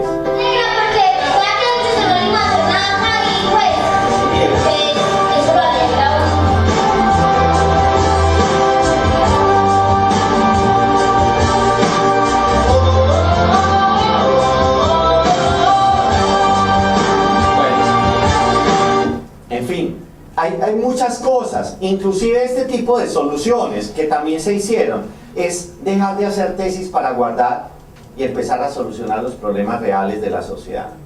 Esto rápidamente es una... Devastated the country. Now there's a possible solution to one of the problems the rain created, and the people who dreamed up this solution might surprise you. Michelle Vega has our story from Sampegua, where the first Latin American Sampegua es school was un inaugurated. municipio perdido en las zonas norte de mi geografía colombiana, que se inunda todos los años 4 meses. It is a bifunctional Estos son de nuestro equipo de trabajo. Entonces se inundaba el lugar y durante 4 meses los niños no podían ir a estudiar. ¿Qué hicimos nosotros? Una escuela que flota. Entonces, básicamente es una solución fácil, beneficia a más de 150 niños de la zona, zonas pobres, zonas difíciles, donde si tienen o no educación a nadie le importa. Y simplemente el modelo son plataformas, antes era así, tenían que evacuar. Hoy es esto, y mira que tiene unas guías de flotación. Ay, perdón, bueno, ya la pasé. Tiene unas guías de flotación y cuando se inunda sube toda la escuela y hasta ahí no hay gran cosa. Eso lo puede hacer cualquiera, hasta con botellas vacías. El tema es cuando no hay agua, que caiga y que no se quiebre. Y ahí es donde está la innovación, para que eso se vaya apoyando y funcione bien y no marea a nadie y se cuide todo. Y suben las aulas y suben los puentes, y ahora estamos también proyectando una huerta flotante, porque es que si se inunda el campo, ¿con qué come la gente? Entonces estamos trabajando en eso. Entonces es eso, son innovaciones que son rentables en la medida en que sabemos exactamente cuánto nos cuesta como país, y a mí como ciudadano que pago impuestos, el hecho de que mis impuestos los declaro para que la gente se eduque y nadie va a clase porque no hay escuela. De esto, en el material, ustedes pueden obtener sitios Ya voy a... Pueden obtener sitios de Stanford, de la Fundación Knight, de los centros de innovación, de Ashoka, de IDEO, de Harvard, etcétera, sobre lugares donde hay formación, donde hay toolkit, donde hay cajas de herramientas, donde hay recursos, porque créanme, a veces la gente no hace porque dice, ay, yo quisiera, pero ¿cómo? Hágase la pregunta a usted mismo, es que el cómo lo tiene usted. Nadie puede cepillarse los dientes por usted. Si acaso usted puede usar el cepillo del vecino, pero usted se los tiene que cepillar. Entonces acá pasa lo mismo. Hay muchas herramientas, mucho conocimiento. Les mostré al inicio, 13.600.000 sitios solo en Google. Si le metemos un metabuscador encontramos más que te pueden dar información sobre rentabilidad de la innovación social. Ya estoy que termino. ¿Cuáles finalmente son las premisas para que esto tenga sentido? La Fundación Norte Sur en el 2002 declara que para que esto cobre sentido, primero tiene que generarse un clima de confianza. El capital fundamental de lo social es la confianza. Sin confianza no hay desarrollo. Sin confianza no hay autonomía. Sin confianza no hay posibilidad de ser usted mismo. Confiar es entender que el otro es diferente, pero que puede ser su complemento. Confiar es entender que usted tiene talento y capacidad. Que el tema de las competencias se adquiere. Quienes hemos trabajado en la vida real o empresarial, sabemos que lo que uno aprende en la universidad le sirve, con todo respeto, para muy poco. Que el gran aprendizaje lo tiene la realidad y que uno no puede ser arrogante con lo que sabe, porque cada que cambia de trabajo tiene que volver a aprender. Y que el que piensa que el que trabaja independiente o es emprendedor, ese sí la tiene fácil, se equivoca. El que piensa que va a generar autonomía porque está cansado de depender de un horario, a ese sí que le va a ir mal, porque ser autónomo es, por el contrario, tener más trabajo, tener mayor disciplina, tener mayor capacidad de monitoreo, confianza expresada en libertad de pensamiento, expresión y conocimiento. Sentimiento de la relación con el otro, actitud positiva con el otro, entender que el otro, aunque sea un competidor, puede ser también un complementador. Y aquí la pregunta de la innovación social para que sea rentable es, ¿qué puede obtener del otro? Háganse solo una pregunta si alguien de ustedes me cree. Los invito a que piensen un segundo en esta iniciativa, banco de tiempo. Banco de tiempo. Coja 10 personas que usted conoce. Aquí no se trata de que usted se pare en la plaza de armas y que lo tilden y lo encarcelen por loco. No, usted con sus amigos. 10 máximo. Usted en el Facebook tiene 1000. Escoja 10. ¿Cierto? 10. Y pregúnteles cada uno cuál es su gran competencia. Core competencia. ¿Cuál es su competencia central? E imagínese usted qué haría con el conocimiento de esas 10 personas, o ese conocimiento a usted en qué le serviría. Yo les doy este ejemplo que lo estamos implementando en mi ciudad. Tengo en ese momento enlazados 91 personas voluntarias de banco de tiempo. No son muchas, somos 4 millones y tengo 91 nomás. Pero ya tengo 91. ¿Qué hacen esos voluntarios conmigo? Ejemplo, hay uno que la competencia es intenso. Es que verraco tan intenso, eso no deja a nadie en paz. Llama, si usted le pide un favor, lo llama por la mañana, por la tarde, por la noche, hasta que no se lo hace. Es horrible. Pues a este intenso le pusimos una tarea. Hay una viejita en el barrio que está enfermita y además tiene pésima memoria. Entonces, esta persona, tiene como tarea llamarla 4 veces al día. ¿Se tomó las pastillas? Su tarea es recordarle que se tome la medicina. Ustedes se ríen, pero eso es una decisión de vida o muerte. ¿Qué significa para alguien que tenga en su casa un enfermo estar pendiente? ¿Se tomó la medicina? No jodas, eso a uno lo enloquece. Ese es un servicio social. Ese es un modelo de economía social. Eso genera una rentabilidad inmensa. El todero, el carpintero, el fontanero, el hacker, el creativo, el disjockey, el fiestero, el chef, el asador, el desbaratador. Tantas competencias que tenemos que con ellas podemos hacer miles de cosas en el inmediato presente. ¿A usted le gusta el deporte? ¿Con quién lo hace? ¿Le gusta montar en bicicleta? ¿Quién tiene? ¿Quién las alquila? Hablando de movilidad sostenible. Nosotros con un poco de pelados que estaban a punto de ser sicarios, les montamos un taller de arreglo de motos porque a esos pelados sí les encantan las motos y están súper bien. Están relacionados con el producto que les hace vibrar. I love moto. O sea, eso es su vida. ¿Y cuál es la rentabilidad? Seguridad, empleo, retorno, bienestar. O sea, sí se puede. Ya. Ahí quedan otras cosas pendientes, pero créame, innovación social es rentable si usted logra resolver problemas sociales de una manera intencionada, de una manera clara, donde usted sepa cuál es el beneficio, donde usted lo mida y donde usted logre determinar que ese beneficio es percibido como valor por las personas que lo reciben. Muchas gracias.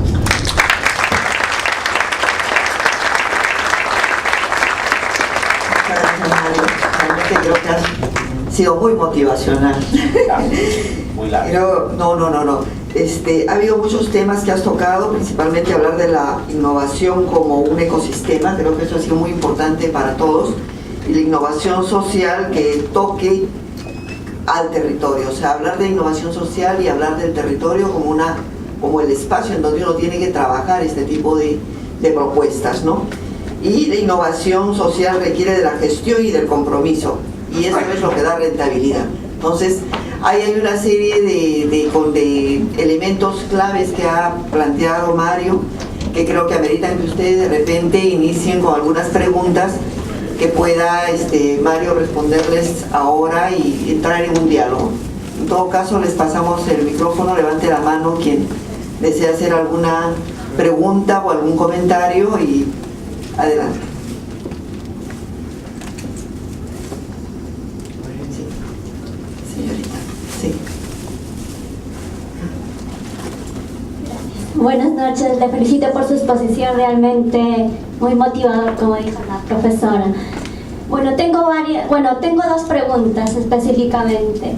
Uno es que para llegar a generar innovación social, primero tenemos que romper paradigmas, porque vivimos en un mundo burocrático donde la lógica es lineal y no tenemos más o menos una perspectiva sistémica de todo el mundo de la innovación social. Entonces, ¿cuáles serían las estrategias para romper estos paradigmas y generar una cultura de innovación? Esa es mi primera pregunta. Y la segunda, cuando habló del tema de retorno económico, ¿cómo lo diferenciamos que innovación social no es responsabilidad social que hacen las empresas, no es un plus? ¿Cómo generamos que inicien a crearse nuevas empresas con ese chip donde ya empiece el impacto, el producto, el servicio a vender ya tenga un impacto social y no sea un área de responsabilidad social el que realiza esos temas? Gracias. Gracias a ti. Mira, en primer lugar, una estrategia muy simple es un mapa. ¿Por qué uno no sabe con quién trabajar? Porque no sabe qué hace el que está al lado. Es declarar el interés. Esto es como el coqueteo. Si a ti te gusta una persona, o tú la buscas o te exhibes, pero tienes que tomar una decisión. O sea, tienes que interesarte verdaderamente por alguien y entender ese alguien que puede hacer para ti o contigo. La innovación social es el resultado de la articulación con alguien más, de la relación con algunos más. Y el punto de partida básicamente es realmente el mapa de actores. Pero si yo no lo tengo claro, por eso muchas veces hacemos cosas que otros hacen y hacen mejor. Y el resultado, la solución no es hacer lo que otro haga, es ayudémosle al que la está haciendo bien. Pero hay muchas cosas para hacer. Eso frente a tu primera pregunta, así como una respuesta rápida, aunque si quieres hay más respuestas. En segundo lugar, no se trata de satanizar la responsabilidad social de las empresas. En algunos casos la responsabilidad de las empresas es realmente responsable. Pero tengo que decirlo, en muchos casos es más un ejercicio estratégico de mercadeo social que acompaña la presentación de su centro de actividad económica, beneficiando poblaciones absolutamente intencionadas que son parte de su ciclo de compra o de servicio. ¿Cómo se puede cambiar ese modelo? Uno, resolviendo los temas de cómo la sociedad también le hace preguntas a la empresa que está en su ecosistema. Por eso el ecosistema es tan importante. Esto es un tema de pluriactores, no de un solo actor, en donde a la empresa también hay que ayudarle a entender que no es generando canchas, ni dando uniformes, ni dando... No, eso es su deber, ni pagando a tiempo, ¿quién lo dijera? No, es trascendiendo, es decir, profundizando en otros temas, como puede resolver temas de innovación, pero también generando una escala. Por ejemplo, la empresa puede generar responsabilidad social cuando sus empleados se vinculan a campañas de voluntariado para cerrar brechas académicas, económicas y sociales de los territorios. Eso, por lo menos a nosotros, nos ha funcionado mucho. Llegando al caso de que en un momento a nivel de provincia, cuando el secretario de Educación faltó, la jefe de Recursos Humanos que tenía la formación para hacerlo de una gran empresa multilatina, la empresa la cedió durante 2 meses mientras no se contrató un nuevo funcionario en lo público para que ella asumiera ese cargo. Hasta allá llega la verdadera responsabilidad, es sentir que tiene que ser colectiva y territorial. ¿Alguna otra pregunta, por favor? ¿O comentario? ¿Sí? Pasaron bueno por lo menos. Buenas noches. Hola. Doctor, estuve escuchando atentamente el tema territorial del que usted habló, y también el tema de las políticas de Estado y las políticas de gobierno, ¿no? En mi país, cada vez que entra un alcalde o entra un nuevo presidente, las políticas cambian. He oído que en Colombia, pues, sí son de Estado, ¿no? Pasa un alcalde y otro y no se cambian. Eso es muy importante. El nuevo presidente ha dicho que hay 15 proyectos o más, creo, en el Perú que se van a destrabar y que van a empezar a funcionar ya. Y él le llama a eso innovación social. Él dice: el primer día de mi gobierno ya hay 15 o 18 proyectos aprobados. El aeropuerto de Chincheros en Cusco es uno de ellos, que ya debe empezar a funcionar, y él habla de eso como si fuese innovación social. Me gustaría que usted dé un comentario sobre eso. Gracias. Lamentablemente, pues es un tema bastante complejo para responder por 2 razones. Una, no conozco como el antecedente de esos proyectos que usted escribe para el presidente actual de su país. Pero lo que sí quisiera decir es que no necesariamente es un acto de buena o mala fe. Como lo dije antes cuando notaba las definiciones desde el diccionario, mucha gente nombra las cosas pensando que así son, y no son. No solamente es ese caso. En mi país también hay muchos procesos que lo llaman de paz cuando no lo son, o que lo llaman de innovación cuando no lo son. ¿Cuál es la tarea ciudadana? Precisamente acompañar en un ejercicio democrático las instituciones y cómo se acompañan en la participación proactiva y deliberativa para que conduzca a la creación de política pública. Nosotros tuvimos muchos años de demagogia de personas que hacían cosas o decían cosas y no hacían, y en algunas ciudades, no en todas, hemos logrado configurar políticas, pero con mucho esfuerzo, con muchos años de trabajo, con participación de todos los sectores sociales y con un ejercicio de liderazgo social muy fuerte. Yo creo que el reclamo que yo haría o la respuesta que yo haría es, frente a una oportunidad como la que ustedes tienen, que usted menciona y que no conozco, es cuál va a ser el rol de cada uno de ustedes. Porque finalmente el país es de ustedes, no del presidente. Entonces, el resultado de lo que pase o de lo que pueda pasar dependerá en gran medida de lo que usted tenga, de la forma como usted participe, del tipo de compromiso que usted asuma y también de la fortaleza que usted tenga también para declarar si hay algo que no funciona, que no está bien hecho. Sí. Buenas noches, profesor. Bueno, primero quiero agradecer y felicitar por la exposición que nos ha brindado. Yo soy un joven chelaco. En el Callao, casi por necesidad hay que ser innovador por las múltiples necesidades que nosotros tenemos. Y hay un grupo de jóvenes que normalmente intentamos implementar una serie de actividades para poder tener políticas públicas claras y llevarlas al gobierno regional para que estos lo puedan implementar.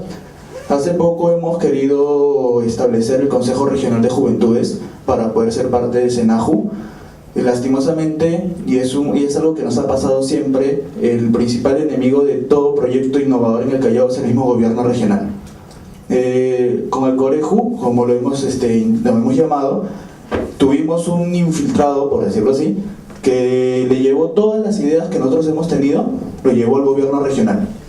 Y el gobierno regional implementó el Coreju, por su parte, mal implementado, sin las ideas claras de lo que nosotros queríamos y llevando a gente que ellos consideraban de confianza y prácticamente la idea que nosotros teníamos se apropiaron, ¿no? Esto generó obviamente la desmotivación de los chicos del proyecto inicial. ¿Cómo podemos hacer, los que aún mantenemos este ímpetu de querer hacer algo bueno por la región, para motivar a estos jóvenes y que no se alejen, ¿no? Para que no perdamos esa unidad como juventud, que en el Callao estamos intentando implementar algo nuevo? Yo creo que la mejor forma de motivar a alguien es la acción. O sea, si tú citas a la gente a que escuche y a que simplemente sea un actor pasivo, todo el mundo saca la mano tarde o temprano. Si logras entender uno o dos proyectos que tengan impacto, y en el Callao, como tú lo dices, pero yo me imagino que en todo el mundo, hablo de Medellín también, hay que ser innovador para sobrevivir y sobrevivir de buena manera. Imagínate una o dos realidades que sean manejables por ustedes, porque va a ser muy difícil que los jóvenes intervengan en los temas de mafia de puerto, ¿cierto? Para nombrar las cosas. Pero puede ser que hayan proyectos reales de promoción, de pacificación, de desarrollo, de microempresarismo, de intraemprendimiento, que puedan ser de interés. Uno, encuentre un lugar común donde la gente pueda hacer. Uno. Y dos, genere una alianza estratégica con medios de comunicación. Los políticos más grandes del mundo le tienen pavor a la comunicación, o sea, el enemigo público de un político es la comunicación. Entonces hay que jugar con las reglas que juega el otro, ¿cierto? Es la única forma de generar equidad y equilibrio. Si tú logras empezar a mostrar lo que llamamos las victorias tempranas, ese es el éxito de la gallina. Aunque ponga un huevo de un sol que parece de codorniz, esa grita como si hubiera puesto un huevo de avestruz. Entonces, el cacaraqueo de verdad, la declaración y el grito de las victorias tempranas va a ser su aliado, porque usted no va a ir a la municipalidad o al gobierno regional a decir, somos los jóvenes que hicimos esto. Es la ciudad o es la provincia autónoma constitucional del Callao la que a usted le va a reconocer a través del Free Press. Usted fácilmente identifica a un periodista, una persona que quiera noticia y que le empiece a publicar. Ustedes como jóvenes pueden tocar la puerta de las emisoras comunales y empezar a hacer un programa de 15 minutos cada semana. Mire, es que son cosas fáciles. O sea, los cambios vienen de la conciencia colectiva. Usted no necesita ni que le den $1.000 o 100.000 soles, ni que le abran un escritorio en el Consejo Municipal. Coja un proyecto concreto, empiece a trabajar sobre él y cada vez que obtenga un resultado, muéstrelo y diga, lo hicimos nosotros. Te vas a dar cuenta que con el paso del tiempo, lo primero que vas a generar es cohesión social, adhesión comunitaria, y lo que eran 3 se van a volver 10 y mañana 100. Y cuando ustedes sean 100, se hacen contar. Buenas noches, Mario. Muchas Hola. gracias por compartir con nosotros tus conocimientos. Gracias. Yo escuché que como parte de las premisas al momento que hablamos de el tema de innovación social es la confianza. Esta es una pregunta simple pero a la vez muy compleja y de repente profundiza un poco lo que acabas de mencionar. Pero ¿cómo construimos confianza en un país como el nuestro con tantos problemas, con tantas incongruencias, con tanta diversidad? ¿Cómo construimos confianza? Lo primero es olvidar que la confianza se construye con el país. La confianza es una relación de las personas, no de las instituciones. La confianza es un ejercicio de madurez personal. La única forma en que cambie la institucionalidad es cuando cambia el componente de la institucionalidad, que es el ser humano. No es fácil, es muy complejo, porque confiar significa entender, renunciar, aceptar y declarar. Yo confío no cuando te digo dame tu PIN, no. Yo confío cuando realmente siento que contigo puedo construir un camino común, aunque tú no estés de acuerdo conmigo. Pero tengo la capacidad de conversar, de deliberar y de poner sobre la mesa los puntos que considero válidos. La confianza no es el sinónimo de la uniformidad o de la sintonía. La confianza es la posibilidad de la vida paralela o en común. Entonces, una apuesta de construcción de confianza, y perdonen lo que voy a decir, pero así lo llaman los libros, se llama estrategia guerrillera. Es empezar por células. La literatura así lo reseña. Empiece por células de confianza. Empiece por grupos pequeños, en donde tú digas, en mi cuadra hay confianza porque nos relacionamos, porque logramos entender que el problema que teníamos no era de seguridad, esa era una percepción, era de reconocimiento y de entre todos poner 10 soles y cambiar el foco de la esquina, el foco, el bombillo, sí. Es decir, de poder hacer algo. Y la confianza se alimenta ¿de qué? De confianza. Somos seres imperfectos, todos nos equivocamos, pero la capacidad madura de reconocer que la equivocación no es deliberada, sino que lo deliberado es la relación, nos puede permitir continuar en un camino donde el otro tenga significado para mí.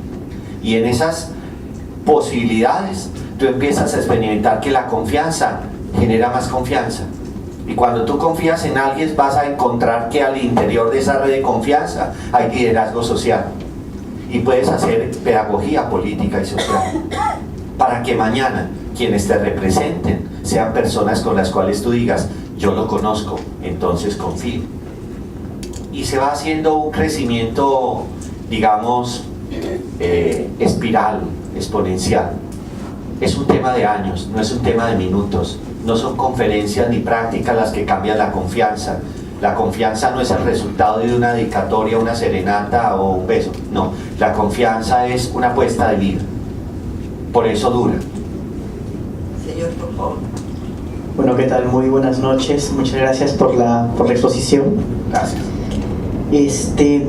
Bueno, aquí en el Perú casi siempre cuando hablamos de comunidades vulnerables nos vamos hasta las zonas rurales, muchas andinas, y aquí en el Perú lastimosamente se trata de comunidades que casi siempre viven la ausencia del Estado o que también han sido traicionadas, por decirlo de alguna manera, por funcionarios o por profesionales que llegan con una propuesta y que nunca la hacen, o también existe mucha corrupción, mucha mentira.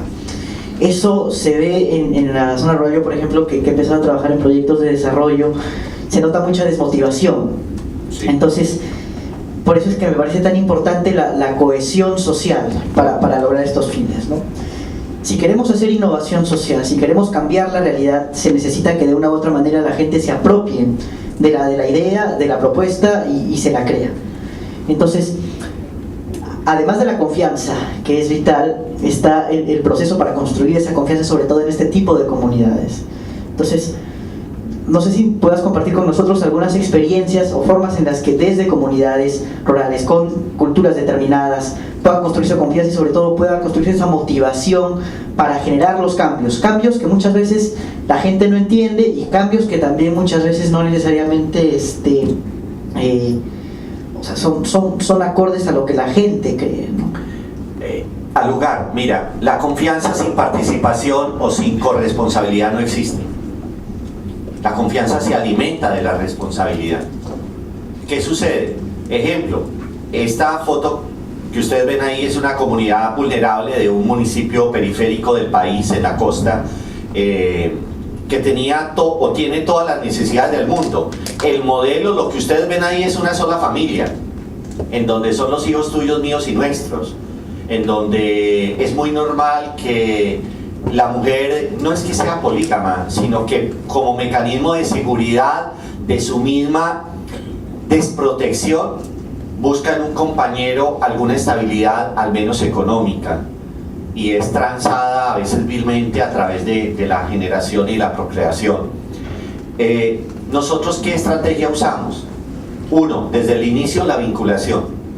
Nosotros no tenemos fórmulas mágicas, no somos diferentes, no nos presentamos así, esto es por respeto a ustedes, pero nosotros andamos normales, ¿cierto? Es decir, vamos a los territorios y lo primero que hacemos es con ellos co-crear, es decir, ponernos de acuerdo en elementos muy básicos, qué es lo que creemos que se puede hacer a partir de la identificación de necesidades comunes. Las necesidades se identifican por los mismos pobladores y la capacidad de transformar la necesidad en oportunidad y oportunidad rentable, esa es la innovación. Y una vez que se identifican en medios comunes, lo primero, o pues después de eso, lo segundo, diría en orden lógico, es asignar una unidad de valor.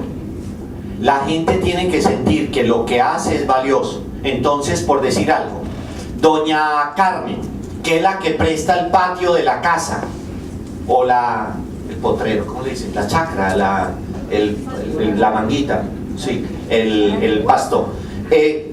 Ella que presta, me la va a prestar 4 horas todos los sábados durante 2 meses. Esas 4 horas todos los sábados durante 2 meses, ¿cuántas horas son? Son 36 horas de arrendamiento de chacra. Doña Carmen, usted me está aportando al proyecto 100 soles, o 1000 soles, o 10.000 soles, póngale el valor que quiera. Entonces, doña Carmen sabe que lo que ella está haciendo es realmente importante y significativo. Y don Manuel, que es el que es dueño de la tienda y facilita el rollito de papel higiénico para que doña Carmen no tenga que atender siempre, o la señora de la esquina que lleva los tiraditos o los pastelitos para atender a la visita. Entonces empieza a darse una economía natural. Y cuando hay una figura, nosotros le decimos convite, que es que los trabajos se hacen entre todos. Siempre hay una unidad de medida y todo lo mostramos. Lo primero que nos adueñamos es de una pared y pegamos un cartel en donde cada uno va notando lo que hace, de tal manera que es evidente la participación, la contribución y el compromiso. Y ese es el mejor control social, porque al que no hace, no va, no participa, no se va a ver en la lista, entonces no tiene cómo hablar, no va a negar, no va a renegar, no va a volverse el palo de la rueda. Y finalmente nosotros tenemos claro que los proyectos atienden a necesidades puntuales de poblaciones puntuales. Nosotros nunca hacemos proyectos que resuelvan la pobreza para todo el país, ni el municipio, ni proyectos que eduquen a todos los niños del barrio, no. Si podemos solo a 10, a 10. Si podemos solo a 5 señoras, con 5 nos vamos. Pero lo hacemos bien y lo hacemos durante varios años. Buenas noches, felicitarlo, profesor Vargas, realmente excelente, me voy bien motivada realmente, muy motivada. Mi pregunta es, ¿existe en su país alguna experiencia de innovación social respecto a la población de personas con discapacidad en el marco de los gobiernos regionales o locales o la autoridad que tenga en su jurisdicción? Sí, señora, tú la puedes rastrear desde una fundación que se llama Salerraga Concha, o desde las políticas de inclusión social que tenemos, por ejemplo, a través de un programa que se llama De Cero a Siempre, bajo el modelo de Buen Comienzo. Políticas que tienen que ver con esto. 1. Reconocer cuáles son las necesidades especiales de las personas que están bajo ese componente de inclusión. 2. Hacer un programa, no un modelo, sino un programa de formación realmente de adultos que acompañen esos programas de inclusión. Porque, por ejemplo, cuando se habla de inclusión en el mundo laboral, se requiere tener una especie de coach empresarial que acompañe la inserción laboral de la persona que es incluida. Cuando hablamos de inclusión, hablamos de qué tipo de necesidades de base que le permitan entrar bajo la categoría de inclusión. Si solamente es un problema de diferencia, es un problema de necesidad especial, o puede estar hablándose de una persona inmigrante, de una persona pospenada, que también entra para nosotros bajo la categoría de inclusión social. ¿Cómo resolvemos el problema de que salen 50 muchachos este mes de la cárcel de Bellavista? ¿Qué los pongo a hacer? Entonces, programas como visitarlos a los que están en las cárceles un año antes de salir, y sobre todo que son reos que tienen penas de más de 10 años, y les llevamos un kit de primeros auxilios.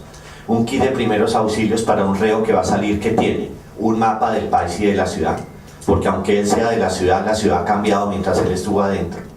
Un tiquete del sistema metro o del sistema público de movilidad. Por decir algo, 20 soles, algo que le permita llegar, el pago de la primera noche en un hostal o en un lugar cerca, porque aunque le den libertad a las 6 de la mañana, finalmente lo sueltan a las 6 de la tarde. Y entonces donde la persona no sienta que es nuevamente rechazado. Y un acompañamiento a través de un equipo psicosocial. Obviamente esto se hace con una población limitada. Para el caso de inclusión social, en ambientes, por ejemplo, nosotros en la universidad tenemos niños de cristal, tenemos síndrome de Asperger, y entonces estamos trabajando con una cantidad de recursos que nos permiten hacer que la retención dependa del acompañamiento y no solamente de la queridura o de la política. Y finalmente tener planes de apoyo, porque muchas veces las políticas de inclusión social van atadas a programas de subsidio, y esos programas de subsidio no tienen caja permanente, dependen muchas veces no solo del político, sino del funcionario de turno que se le olvidó firmar la nómina y para él le da lo mismo pagar hoy o el lunes, pero la persona que necesita el dinero 3 días es hambre y es miseria y es peligro de expulsión del lugar donde vive. Entonces tenemos mecanismos también de apoyo, de acompañamiento. Para eso, por ejemplo, se tienen en la ciudad unos centros que se llaman CEDESO, Centros de Desarrollo Zonal, y desde hace 3 años creamos en todos los lugares donde eran peligrosos unos centros de apoyo a las comunidades que se llaman UAS, Unidades de Vida, y son simplemente franjas debajo de los tanques, al lado de los parques donde no había electrificación, que ya la hay, y esos son espacios culturales, deportivos o sociales en donde se desplazan ventanillas de atención para generar que la inclusión sea integral. Hay una última participación ya porque estamos en las 9. Sí, gracias por su aporte a nuestra reflexión y también por su respuesta. Lo que se trata es del caso de una ONG que ejecuta un proyecto económico productivo con cooperación internacional, y es en una zona altoandina que produce productos lácteos, específicamente quesos. Y bueno, con el apoyo de la cooperación internacional, este proyecto puede estar manteniéndose porque realmente trabajan a pierde, porque los socios productores no están comprometidos con, yo pienso, con la empresa que han formado, ¿no? ¿Por qué? Porque por decir hay 100 socios y solamente 50 son los que proveen la leche, la materia prima, y el resto lo vende o simplemente ellos hacen sus propios quesos artesanales, ¿no? Entonces lo que quieren evaluar es la rentabilidad económica para seguir apoyando, porque la cooperación internacional termina ya. Entonces, para continuar con esa empresa o no, eso es lo que quieren evaluar. Entonces, escuchándolo usted ahora, que la rentabilidad social también es importante, ¿no? Porque ellos, si bien es cierto, no todos se han comprometido, pero hay una buena parte que han aprendido las nuevas técnicas, que incluso ellos no solamente con producir la forma de producir el queso, sino desde los pastos, ¿no? Que los pastos mejoran, que eso mejoran la producción de leche, todo para las vacas, porque tienen una mejor alimentación. Entonces, eso han aprendido ellos, ¿no? Aunque sean de repente pocos, no lo que todos deberían ser. Muy bien, muchas gracias, Mario. Un aplauso para él, por favor. Bueno, a nombre de la maestría, agradecemos mucho a Mario todos los aportes, igualmente a cada uno de ustedes que han participado con sus preguntas y han enriquecido la discusión sobre este tema tan importante. Y también agradecer a todo nuestro equipo que está acá presente. Está Charito, está Iván, está Silvia, Bertita, Eleodoro y Marisol. ¿Dónde están? Bueno, todos hacemos el trabajo para que ustedes puedan tener estos espacios de discusión, de comprensión y también de intercambio con personas como Mario, que con toda su generosidad nos ayuda a discutir, a comprender, a aclarar este tipo de temas que son parte de la agenda y la responsabilidad de cada uno de nosotros, más si estamos en la gerencia social. No sé si Marcelita, para que... Sí. Bueno, Marcela, nuestra directora, muy contenta de estar acá con nosotros, pero creo que es el momento más bien de compartir de repente un ratito afuera, ¿no? Un pequeño calientito para poder entrar en calor. Muchísimas gracias.